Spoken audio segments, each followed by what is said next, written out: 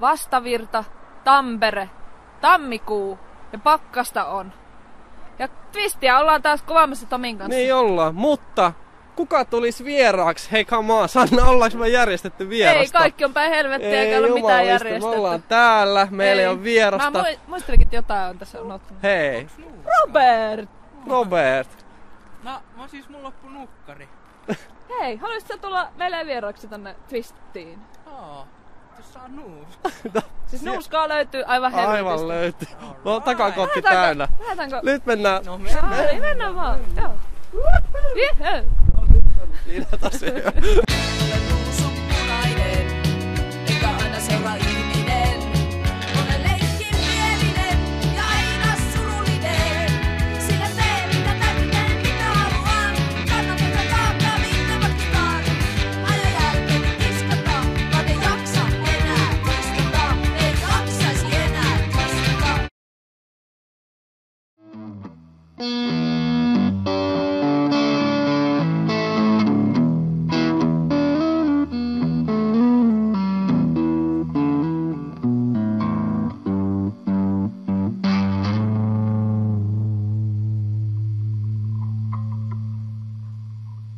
Kun isä piikittää vesassa ja äitiä ei vittu kiinnosta.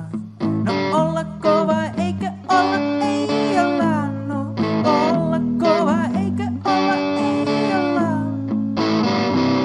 Ja kaikki kysyy. Hei mihin sä meet? Brian Jones taulun veri löydän keskelle.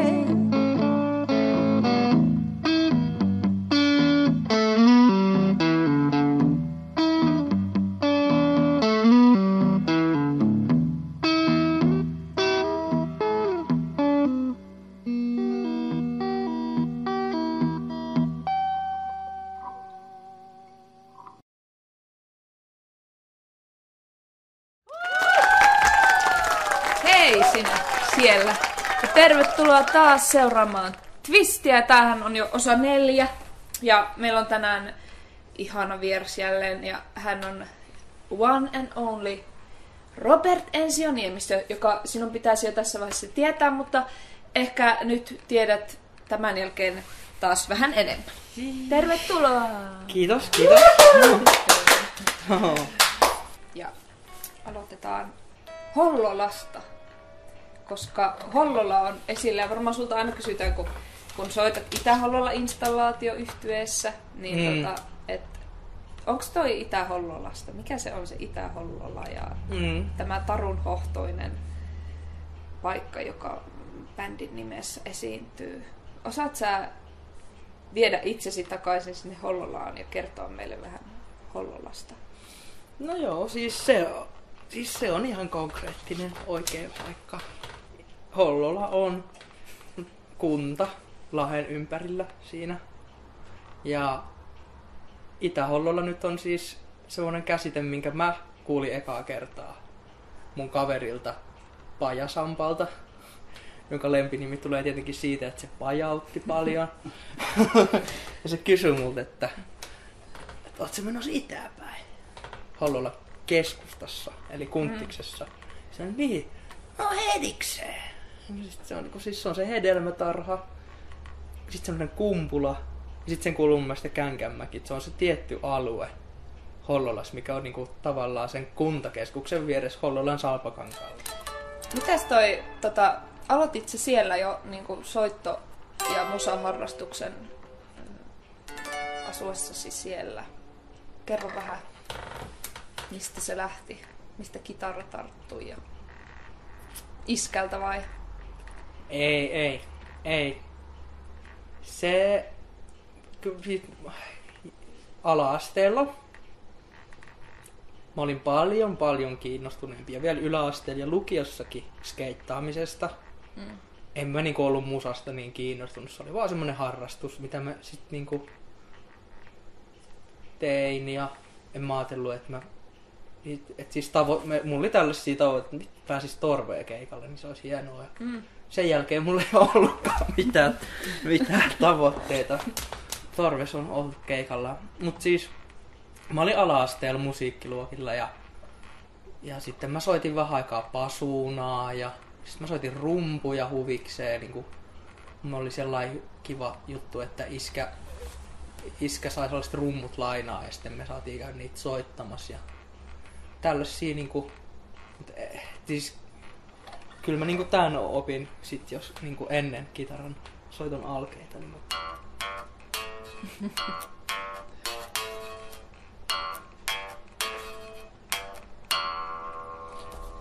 ton niinku mä oon oppinut ala-asteella kavereilta. En mä ollut erityisen innostunut siitä kitaran soitosta. Mut sit kaikki muuttu. Ja tää on tosi semmonen... Mä oon miettinyt tätä, että voiko se olla näin, mutta kyllä se näin on. Että siis Jimi Hendrixin musaa, silloin mä tajusin, että okei, kitara on niinku hieno soitin. Että mä rupeen niinku soittaa kitaraa. Tää on ollut niinku 14-vuotiaana ehkä. Ja siis se oli niinku... Mä olin ennen sitä kuunnellut... No mä tykkäsin Nirvanasta, mä tykkäsin kunnareista, mut sit tuli tällä The Doors-bändi, jossa olisi ehkä 13-12-vuotiaan. Ja sit mä olin, että okei, tällaista vanhempaa musaa on vielä, että mä rupeen kuuntelemaan tätä. Ja mä pääsin sitä niinku tutustua. Sit sieltä tuli niinku Pink Floydia ja Hendrixia ja sit oli jotain Big Whamia ja näitä, mitä mä kans silloin tykkäsin kuunnella.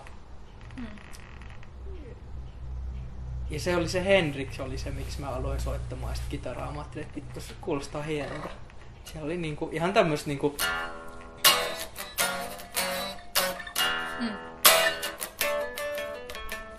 Sitten mä tajusin tosi nopea, että mä en tuu ikinä ole yhtä hyvä soittamaan. Ja sit mä en ole enää harjoitellutkaan kauheasti. Sit mä oon mennyt vaan niinku... silleen fiilikseen. Mä itse asiassa muistin just, että mä oon tavannut sut täällä ekan kerran. Ja silloin oli Itä-Hollolla installaatio keikka. Ja itse asiassa varmaan Tomi oli jotenkin... järkännyt sen. Joo, hassu muisto tuli yhtäkkiä. Sitten mä muistan, että sitä ennen mä löysin sut... Oliko se Bandcampista? Että silloin vielä Itä-Hollolla installaatio oli niinku sun sooloprojekti. Kai mä asuin siinä vaiheessa jo Lahdessa. Sitten mä rupesin yksinään soittelemaan. Mä olin niinku siinä vaiheessa penkonut aika ison määrän musaa. Et mä olin aika sellainen niinku kova musafani siinä vaiheessa mun mielestä. Sellainen, että mä pengoin sitä, mä etin sitä ja sit mä törmäsin Peitsamoon. Siis ilman sitä, että mä olisin sitä Peitsamoa niin alkanut kuuntelee, niin mä en olisi kyllä alkanut tekemään niitä biisejä niin suomen kielellä. Ei mulla ikinä ollut edes semmoista ajatusta, mutta sit mä tajusin, että okei, että mä voin tehdä tällaisen biisin.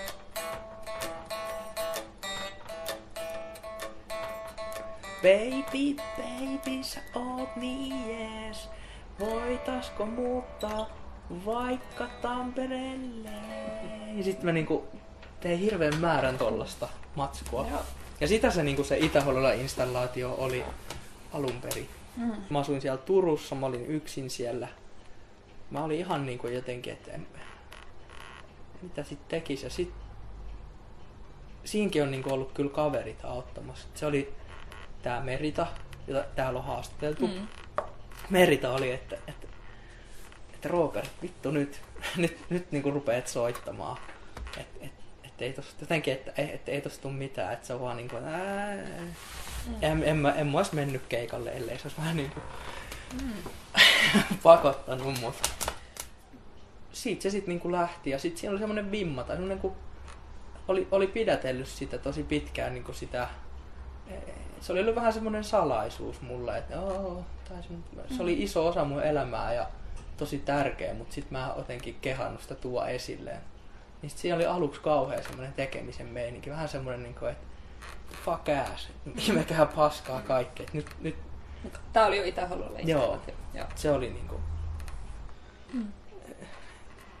Onko sulla, sä teet myös sit Robert Ensioniemistönä edelleen sitä, sillä niinku, onko se niinku se jatke sit, mikä oli aiemmin Itä-Hollolan installaatio, kun sä teit Turussa omassa kämpässä, niin se jatkaa elämäänsä se Robert. Kyllä se mun mielestä on silleen, että kun sitä niinku miettii, että se on sen ilmaisun jatke kyllä helposti, että se on niin semmoista.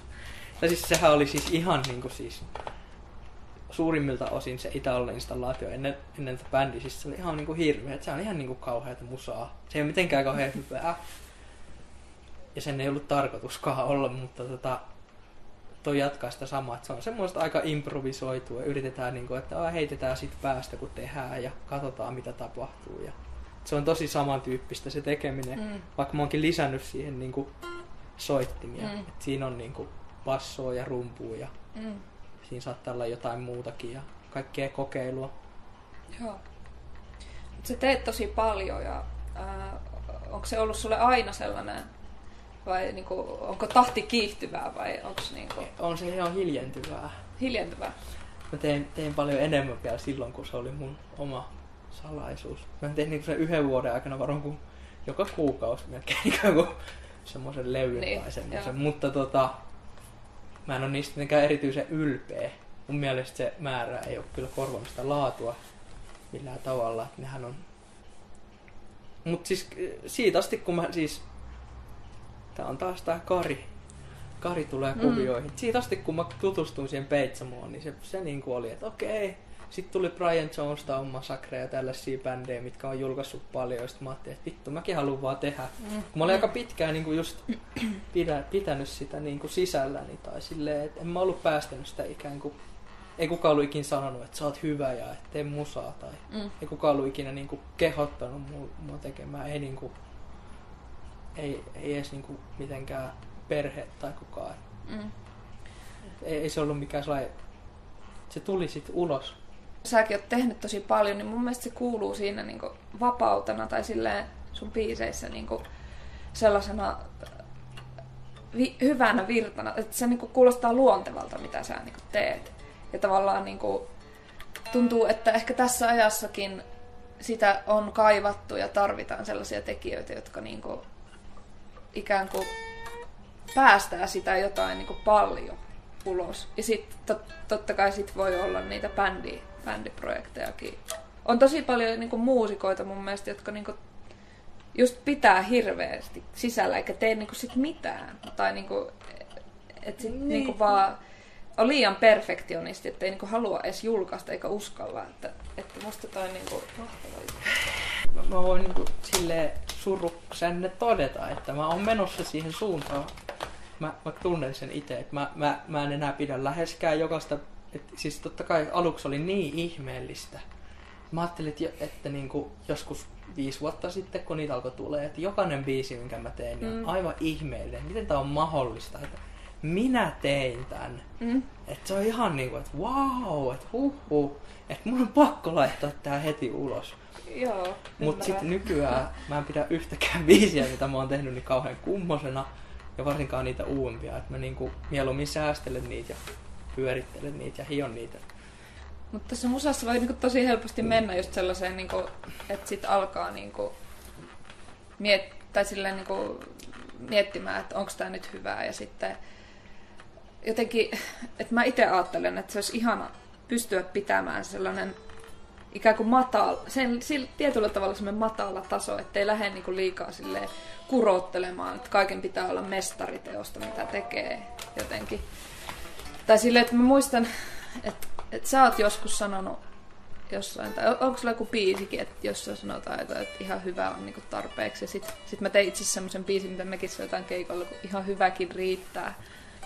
Et jotenkin mäkin oon tosi inspiroitunut ollut. Se niinku, oli tai siis se niinku tuntuu, että ne on tällä niinku ilmassa ne ajatukset, mutta sitten pelottaa, että jos ihmiset rupeaa sitten liikaa sensuroimaan. Mielestäni se on tosi hyvä, että tehdään, mutta siis mä näen, että ei mun ole pakko tehdä. Että mä voin olla tekemättäkin.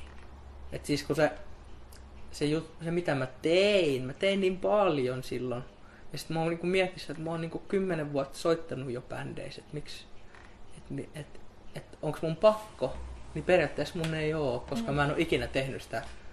Ja jos mä oon joskus tehnyt sitä muita varten, niin silloin se on pistänyt mut huonoa kuntoa. Ja se ei ole tehnyt mulle hyvää. Se on aina ollut mulle semmoinen henkilökohtainen juttu. Se on niinku, että se on niinku mun juttu. Ja se on niinku siinä myös ahistavaa, että siinä on niin iso se minä, että mä teen. Koska mä en niinku usko, että ihmisten tulisi ajatella ainoastaan itteensä. Siksi mä oon niinku usein ollut lopettamassa sitä tai laittamassa sitä niinku jäihin, että ei nyt ei tehdä. Mut sit niitä on aina silti tullut. Se on ollut vähän hankalaa. Se on ollut niinku 2 vuotta aika hankalaa. Aluksi se oli ihan niinku, että näin tää menee. Sitten siinä tuli mutkia matkaa. Niinku. Biisin teossa tuli vai niinku siinä jossain, onko siinä joku tämmönen... Joku sulla on joku semmoinen filosofinen juttu niin. siinä on. Että se. Joo. Ja mä en oo pystynyt sitä vieläkään sanaistamaan täysin. Joo. Tai laittamaan silleen. Mut joku siinä niinku sit hankas vastaan, mä muistan että sen hetkenkin aika hyvin jotenkin. Ja siis säkin olit siellä. Se oli siellä Tavastialla silloin 2 vuotta sitten. Niin, siellä Iltamissa. Niin, ja mä olin silleen, mä tajusin, että okei, että tää on liikaa. Näin isoja paikkoja. Tähän niinku mä vedän sen rajan, että tää on niinku siinä. Jotenkin, että mä en ansaitse tällaista ihan täillä taidoilla ensinnäkään. Ja tää on niinku kummallinen säkä, että mä oon päässyt tänne. Ja tällaiset niinku ajatukset tuli sitten, että mä haluan niinku tätä pidemmälle, tätä viiä millään tavalla. Mä ymmärrän tosi hyvin. Mä ymmärrän tosi hyvin ton niinku fiiliksen, tai luulen ymmärtäväni. Mutta onhan se nyt ihan tosi iso kunnia, että on saanut soittaa semmoisissa paikoissa. Me ollaan soitettu ihan kauhean hienoissa paikoissa. Ja saatu soittaa vielä jollain festareillakin. Ja siis kyllä mä sitä niinku arvostan tosi paljon. Koska mä tiedän, että kaikki on ihmiset, jotka on paljon parempia kuin mä. Mutta ne ei ole päässyt sinne, koska ne on ehkä just himmailut tai... Musta tuntuu taas, että sä oot vaan niin hyvä tyyppi tai silleen, että sit sä kelailet tommosia juttuja, koska monethan on silleen niinku aivan nolla talentilla silleen mielissään tuolla ympäri maailmaa rokkailemassa tai silleen. Eiks ne oo tälleen? Joo, just noin. No, Mutta et silleen, mä ajattelen jotenkin silleen, että niinku yleisöllä on, se on yleisön kunnia, että ne saa kuulla tollaisia bändejä myös. Tai silleen, että... Niin, siis annetaanhan me nyt aika hyvä sellainen niinku vastapaino. Siis jos miettii, että tuolla just niinku on jotain ihan oikeasti sellaista niinku MC-kusarikamaa. Tai siis mä tarkoitan, että ihmiset oikeasti kuuntelee jotain Mikael Gabrielia. Ihan oikeasti kuuntelee sitä. Niin siis onhan se nyt tosi hyvää vastapainoa, että me mennään sinne esiintymään. Koska me ollaan ihan niinku nobody. Tai siis meillä on ollut mun mielestä tosi selkeästi se, että me ei olla mitään staroja. Me ei mennä sinne niinku ottamaan haltuun. Me soitetaan, jos sä haluat katsoa ja kuunnella, niin sä saat. Mutta sun ei ole pakko. Sä voit lähteä vaikka mun puolesta menee, jos sä haluut. Että se on ollut sellaista, niinku tosi sellaista, että mä oon ajatellut, että sen pitää olla tosi sellaista ehkä jotenkin, tasa-arvosta tai semmoista. Joo. Ja sit siitä voi tietenkin tulla myös se kuva, että me ollaan jotenkin tosi ylimielisiä, kun me ei niinku puhuta vaikka mitään. Mutta se on vasta, että en mä niinku uskalla, ei mulla ole mitään sanottavaa. Et mitä mä sanoisin? Joo, tää biisi on voin mä sen nimen sanoa. Me vaan niinku soitetaan. Mut se on sellaista niinku ulospäin, tuntuu itsestä näyttäytyy sellaisena ihanana, niinku, siis tosi rehellisenä ja sellaisena niinku... Ei mulla mitään huijareita. Tai niinku, et miksi sit olla... Tai on tietysti erikseen on sellaiset bändit, missä on sellaista niinku ikään kuin performanssia ja sellaista kukkoilua, mut jotenkin... Niin, siis... Ja olihan sitä aluksi siis meilläkin, tai siis... Kyllä mä ajattelin, että esiintymisen pitää olla tietynlaista. Onko se muuttunut se ajatus? On, siis se muutti ihan täysin. Siis Mä soitin siis sellaisia hikikeikkoja.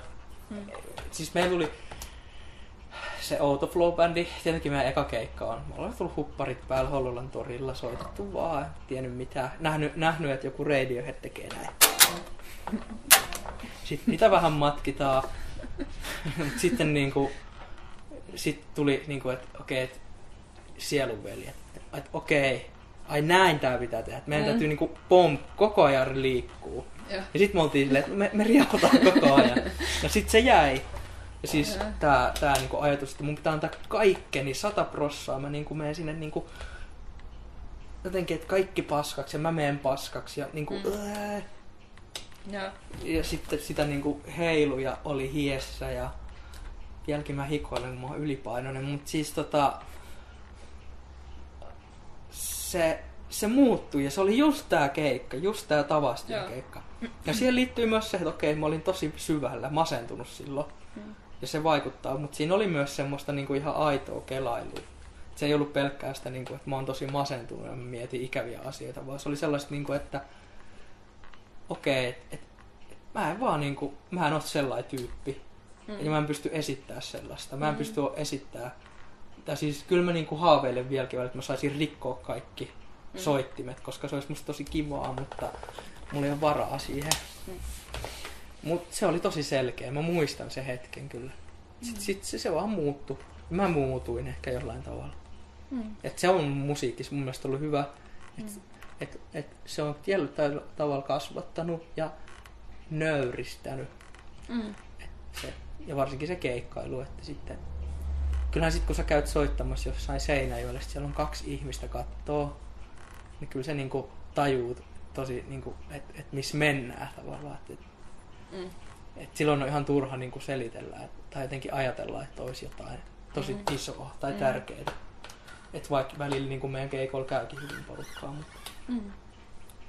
Liittyykö tämä kuvio siihen, jos vielä ennen mainostaukoa sanoa, että siihen te julkaisitte vasta tällaisen EP, joka kantaa nimeä Pienet tulee vielä voittamaan. Onko siinä toi vielä? Pienet tulee vielä voittamaan. Joo. Joka tässäkin showssa on itse asiassa mainittu kerran. Mutta onko se niinku, mitä se tarkoittaa? Tarkoittaako se just niinku, että ei tarvitse olla mitään itseään suurempaa ikään? No siitä se mun mielestä sen ihmiselon pitäisi niinku lähteä. Mut siis tää lause ei ole mun keksimä. Tää on Saara Kolehmaisen suusta. Ja Saara on tän mulle sanonut.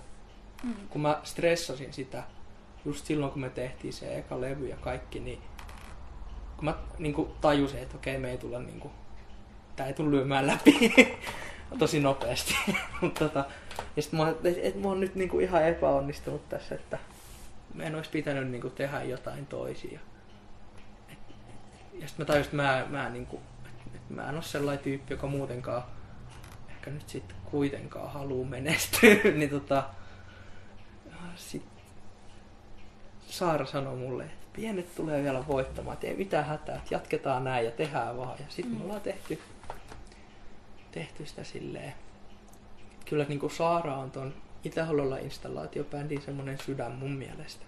Mä nyt tein ne biisit, mutta Saara on sillä sen olemuksellaan ja ajatuksillaan kyllä tuonut siihen aika paljon sisältöä. Saara ei ikinä oikein ollut mitään muuta kuin sitä, mitä se niinku on. Joo, se niinku välittyy tosi vahvasti. Ja sitten se ajatus, mitä sun biisissä, mikäs biisin nimi on, en nyt saa päähän, mutta että minä olen minä ja toivon, että se riittää. Niin se on. Se käy jo ihan mun suusta. Se on siinä Arvottomat biisissä ja se on siitä, no se on Kalamari Union elokuvassa se sama lause, minä olen minä. Ja sitten Arvottomat elokuvassa on se minä olen minä. Joo. Mutta siis siitä se biisi on sitten saanut nimensä, mutta silleen mä oon niinku aatellut, vaikka mä en ole välttämättä aina elänyt sen mukaan. Kyllä mä niinku oon vaatinut itseltäni aika paljon, aika täydellisiä suorituksia, mutta siis se on ollut se, niinku, että siis sitä mä niinku toivoisin, että ihmiset ajattelis itsestään ja eläis. Mä tiedän, miten raskasta on se, kun sä vaadit koko ajan itseltäsi täydellistä tai sellaista, mikä ei oikein riitä tai itsensäkaan ei ole mitenkään ihan balanssissa. Niin ehkä mä oon toivonut sitä enemmän muille kuin itselleni, mutta nyt mä oon alkanut ajattelemaan, että mäkin ansaitsen sen ehkä sen jonkun hyvän. No ehdottomasti ansaitset. Ja nyt, vitsi, hyviä ajatuksia ja melkein liikuttaa jo, mutta mennään katsomaan ihania mainoksia, mitä meille on lähetetty. Ei jaksa enää istuta, ei jaksaisi enää istuta. 18 neliötä mielentila. Inhorealismia ja tragikomiikkaa. Pörisevää poppia ja tarttuvia melodioita. Tanssittavia rytmejä ja voimaannuttamia tarinoita. Oskarin gramofoni. Uusi levy. Check it up! Perjantai. Elävää rockia suoraan Suomen Oulusta. Uusi EP nyt kuultavissa. Sisältää Ei niin hitit.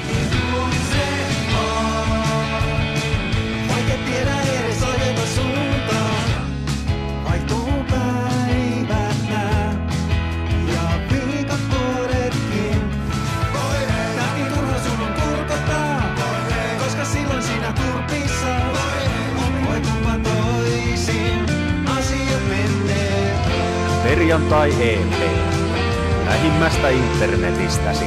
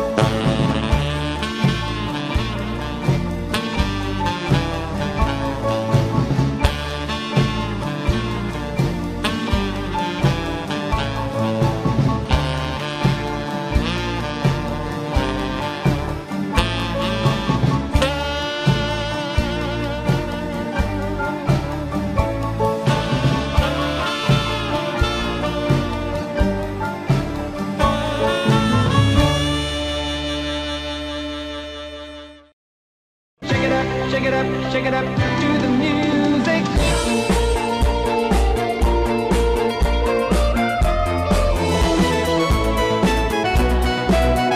Silloin kalin kello sinä lastareilla tarastin ja tikkaselini hamsterini mursu marsu rompatti.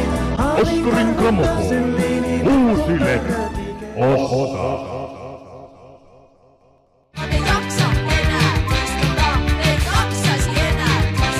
No niin, hei, tervetuloa takaisin. Studiossa meillä on edelleen Robert Ensilon Niemistö. Mukavaa ollut tähän asti jutella kanssasi. Mainoksetkin olivat hyviä. Tuossa aiemmin jo sivuttiin asiaa näistä esikuvista, että sä mainitsit Sonic Youthin ja Kari Peitsamon. Ja mutta onko sulle ollut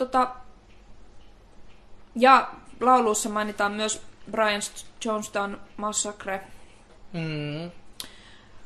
Ja onkohan vielä jotain muitakin, mitä lauluissakin oikein mainitaan? Seksihullut.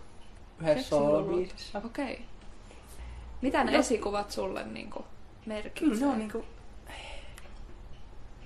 Siis kyllä niinku jotkut artistit ja bändit ja jutut on antanut enemmän kuin sitä niinku tavallaan välillä haluaisi myöntääkään. Et ne on ollut niin iso juttuja. Tai tehnyt tosi ison vaikutuksen jotkut. Ja sen takia mun mielestä ihmisten kannattaa ylipäätään tehdä yhtään mitään. Koska sä voit antaa jotain sillä, mutta...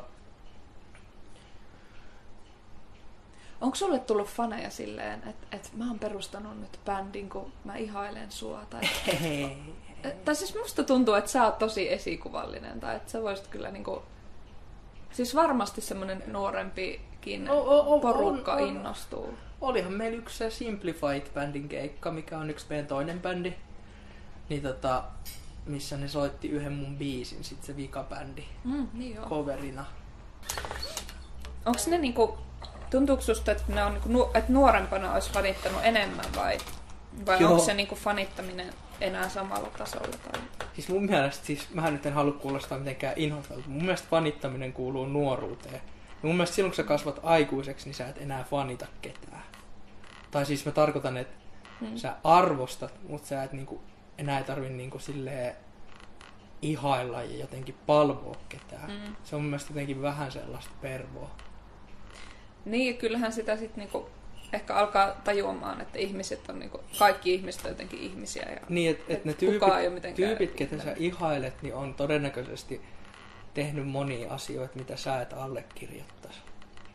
Ja sitä mä tarkoitan, että mä toivon, että kukaan ei myöskään tavallaan fanittaisi mua, koska siis mä oon ollut ihan karsea. Mä tein ihan hirveät juttuja elämäni aikana. Ja käyttäytynyt tosi huonosti. Mutta sehän se on. Siksi mä niinku en näe mitään syytä, että miksi mua pitäisi fanittaa. Tai silleen. Onhan se tosi outo tunne. Tai siis se on tosi... Tuntuu väärältä, jos joku tulee niinku... Joka niinku vaan näkee sen, mitä se näkee lavalla ja se on nähnyt, että sä luulee soitat tuntevansa sut jotenkin. Niin. Mutta eihän meillä nyt silleen niitä ihan hullun ole. Kyllä jotkut tyypit, ja siis aina kun joku tulee, niin sit se on tosi kivaa. Ja varsinkin se, kun haluaa ottaa meidän jotain kuvia tai munkaan, niin sit mä aina silleen, että totta kai. Että jos joku on kysynyt nimmariikin jopa, niin sitten totta kai. Koska siis jos se tekee silleen hyvän mielen. Että ei se tiedä, mitä mä oon perseillyt silleen 20-vuotiaana Lahessa. Tai ja kukapa nyt olisi joku pyhimys kuitenkaan. Et sen myös unohtaa helposti, että ihmisistä, joita itse ihailee. Että ei ne mitään täydellisiä ole. Mut hei. Puhutaan vähän. Sä tykkäät skeitata ja sitten puhuit sä joskus jostain, että sua kiinnostaisi joku tällainen niinku nuorten parissa työskentely. Onko sulla jotain niinku musiikin ohessa jotain sellaisia niinku harrastuksia? Tai sellaisia niinku uratoiveita tai ajatuksia? On. Mä oon käynyt kyllä myös harhaurilla ja poluilla, mutta kyllä se niinku on ollut mulle se historian opettaja semmonen. Ja sit mä heitin sen ihan romukoppaa silloin pari vuotta sitten, kun mä alettiin tekemään tätä soittojuttua. Mä sanoin, että mä oon vittu rock and roll, mä soitan vaan. Mut sit mä tajusin aika nopea, että okei, että se ei oo mä, että se on joku mun pimeä puoli tää, mikä niinku tuli esiin. Mutta nyt mä oon niinku palannut siihen ja kyllä mä haluaisin opettaa hissaa, mä haluaisin opettaa filosofiaa. Ja sit just nuorille ihmisille, koska mä näen, että nuoris on niinku tulevaisuus. Mutta mä en halua myöskään antaa mun aatepohjaa tai mun ajatuksia heille niinku suoraan, vaan mieluummin heittäisin vaan jotain ajatuksia. mä en halua niinku kasvattaa ketään. Se olisi kauheeta. Tai siis kauhean ajatus, mikä mulla on se, että joku ihminen olisi ihan niin kuin mä. Ja se olisi mun vika. Että kyllä tää nuorien parissa tekeminen olisi sitä kiinnostavaa. Sitten mä kokeilin vähän tommoista lähihoitajakoulutusta, mutta se meni vähän vihkoon. Se ei lähtenyt. Se ei ihan lähtenyt. Aluksi se lähti, mutta sitten se ei ihan lähtenyt. Plus mulla oli vielä silloin vähän huonompi tilanne silleen, se masennus ei ollut täysin parannettu, tai ei se ehkä vieläkään on, mutta silleen, että se oli vielä vähän liian ajankohtaista. Siihen mä oon etsinyt aina jotain ihan muuta kuin sitä tavallaan sitä musaa. Mä tykkään musasta tosi paljon ja mä oon halunnut sanoakin sille jotain ja ilmasta itteeni, mutta sitten niinku oon etsinyt aina jotain semmoista, että mä löytäisin jonkun sellaisen tien tai mä löytäisin jonkun semmoisen onnen tai semmoisen porukan tai se ei tavallaan ole ihan puhdas syy tehdä musaa. Mä en ole siitä ihan varma. Jos mä etin sitä kautta jotain muuta, jotain valaistumista, silloinhan mun kannattaisi niinku mennä jonnekin luostariin tai niinku, että mä tiedän, että mä oon oppinut sen, että okei, että rock'n'rollin kautta sellaisia asioita ei voi löytää, koska se on niin niinku pinnallista niinku pahimmillaan ja parhaimmillaan. Se on ihan niinku sellaista liibalaabaa, se on ihan höpöhommaa tavallaan. Mut viihyt sä, löydät sä sellaista niinku omaan itsesi niinku itsellesi mukavaa niinku porukkaa näistä Suomen musaporukoista, kun sanoit, että se rockimeininki voi olla silleen semmoista niinku jotenkin mitä se on ollut mun mielestä aina vähän epäilyttävää. Niin epäilyttävää, mutta onko myös toivoa, niinku, onko hyviäkin siis on, porukoita? Tai siis mä tarkoitan, että mä elän siinä ristiriidassa tavallaan tässä musahommassa, että kaikki ihmiset yleensä, ketkä näitä juttuja tekee tällaisella tavalla, niin on mun mielestä tosi hyviä tyyppejä. Mä niinku viihyn niitten kanssa. Et sit mä en oo ikin tavannut. On muutamia poikkeuksia joo, mutta en mä oo sellaista niinku soittajaa tavannut, joka olisi jotenkin ihan mulkku tai sille ihan perseestä. En mä oo tavannut sellaista. En mä ehkä muutenkaan hirveän usein tavannut sellaisia ihmisiä. Mut kenet sä haluaisit niinku tuoda esille? Onko joku sellainen artisti, mitä sä haluaisit nyt tuoda esille tai kertoa meille siitä? Suomalainen esimerkki, tai voi olla myös ulkomaalainen, mutta... Se on Roope, moro. Lauantai terveiset. Jäin vähän fundeeroa, kun siinä Twisti-ohjelmassa niin monta nimeä jäi mainitsematta. Niin nyt mä mainitsen teille tällaisia legendoja, alansa huippuja. Elikkä Juuso Härmä ja Janne Vainikainen ja heidän yhteinen kitaratyöskentelynsä. Ja sitten Ville Suopajärvi, Juuso Paaso, sen mä sanoin siinä, Minna-Kaisa Kallinen. Sitten tietenkin legendojen legenda Tomi Leppänen. Go for it. Let's see on the other side. Ei, kiitos ihan sikana. Ei tää. Tulee sellainen lämmin olo ja sellainen, että ei, tää on niinku oikein ja näin. Ei se välttämättä ole oikein. Mut hyviä ajatuksia. Heitä säbänyrkki. Joo. Ihan. Kiitos paljon ja kiitos kaikki Twistiä seuranneet ja jatketaan näillä linjoilla ja pureskelkaa näitä ajatuksia. Ja pienet tulee voittamaan, you know.